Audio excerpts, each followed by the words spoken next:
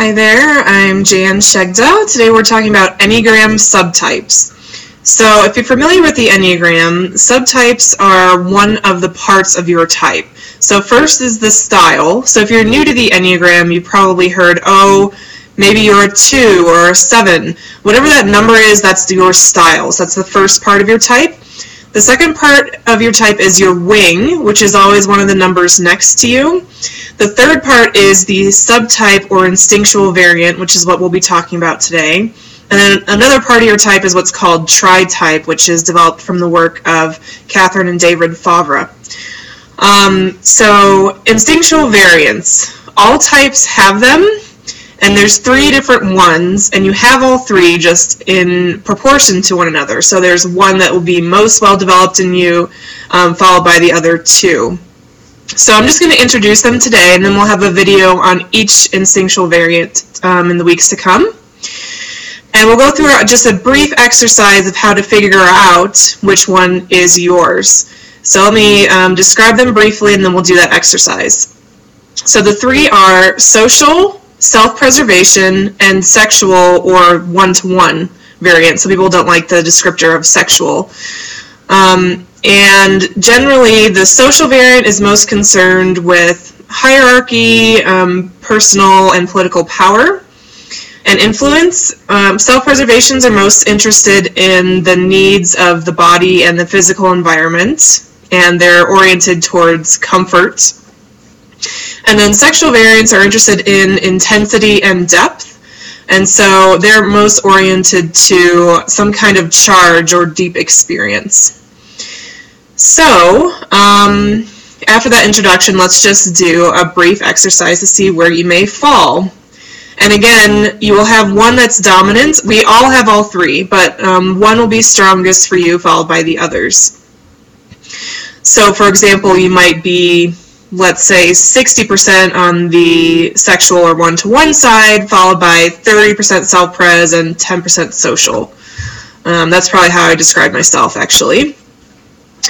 But, so walking into a room, tell me which of these sounds most like you and what you notice. So a self-preservation, when they walk into a room, will most likely notice, where is a comfortable place to sit? Is it too hot or too cold in here? Am I hungry or thirsty? Do I have to go to the bathroom? Where's the bathroom? They'll also notice how the room feels. So if it feels comfortable, and again, self-preservation, people are most interested in physical comfort and experience. A social variant will walk into a room and notice perhaps who the most popular person is in the room, which is another way of saying who has the most political power in that system. And they want to know kind of what the pecking order is, what's the hierarchy, who has the most influence, prestige, respect. And as they're interacting with people, they want to create more connectedness, more prestige, and more respect. So the way they do that is usually by making connections. If they're working a party, for example, they want to work the room by talking to as many people as possible, and particularly those that are the most well-connected.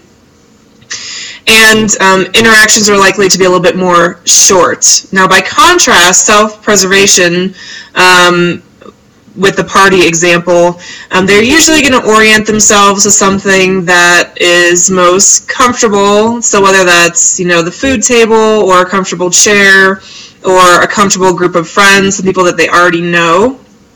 And they're happy to meet new people, but they're not going to be as generally gregarious or outgoing in as much as like the social variant would be. And of course, these are all exaggerations and stereotypes, and there's variation within them. But then the third style is sexual or one-to-one. So when that individual walks into a room, they're noticing, okay, where's the intensity here? Where am I going to get some juice from? And that could be a deep conversation with someone. It could be an interaction with some kind of entertainment, so music or a book or a movie. It could be an interaction with food. It could be a sexual or a drug experience. But whatever it is, the point is that one-to-one variant wants to almost merge with something else in an intense way. So that could be a person or an experience. These are the types that if they're playing a video game or reading a book, they really feel like they're in that world, and that's the feeling that they're going for. So the reason the variants are important and why I like to use them is if we're talking about career in particular, and I'll just use style 2 for example. So for those of you that don't know, an Enneagram style 2 is the helper, and what motivates them most is being able to be of assistance to people, come alongside, be nurturing and loving. But depending on what variant you are, you're going to do that in very different ways. So a self-preservationist 2 wants to help people in self-preservation ways, which means about their comfort, their physical surroundings, and their environment. So I know several self-preservation 2s, one who is a caterer, one who's an interior decorator, and self-preservation 2s are always going to be the first to bring you a meal or help you just tidy up your house if you're going through a hard time or have an injury. That's the way they show that they care and they help. So career-wise, again, catering, a lot of nurses are self-preservation 2s because it's about caring for the physical body.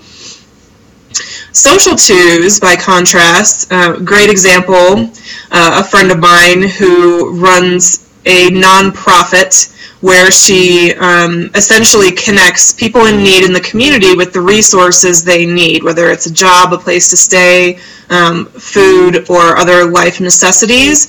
She makes those connections and provides the resources for them. And that's what someone who's a social variant is most oriented to. How do I, get this person connected with the right people? That's how they're going to want to help. So social workers, a lot of social workers, let me say that actually backwards. So self-preservation, or social 2s, would often be attracted to something like social work because it really is oriented towards what they're looking for. And then one-to-one variants want intensity on a one-to-one basis. So they want to work with people generally one at a time versus in a group. And they want, even if it's in a group, they want to kind of make that person come alive or really make a huge impact with that person. For example, a pastor that I know is a sexual variant. And so in his preaching, it's not just about providing information or educating the group, it's about setting hearts on fire, really making something come alive for someone. And that's an expression of the sexual variant in a career space. So we'll be talking about each of these more, and I'd love to hear any questions that you may have. Feel free to leave those for me either via Facebook or under this video. And we'll be talking about each of the variants for 1 week and how they interact not only with the Enneagram, but in terms of career. So thanks very much for joining us, and hope to see you next time. Bye-bye.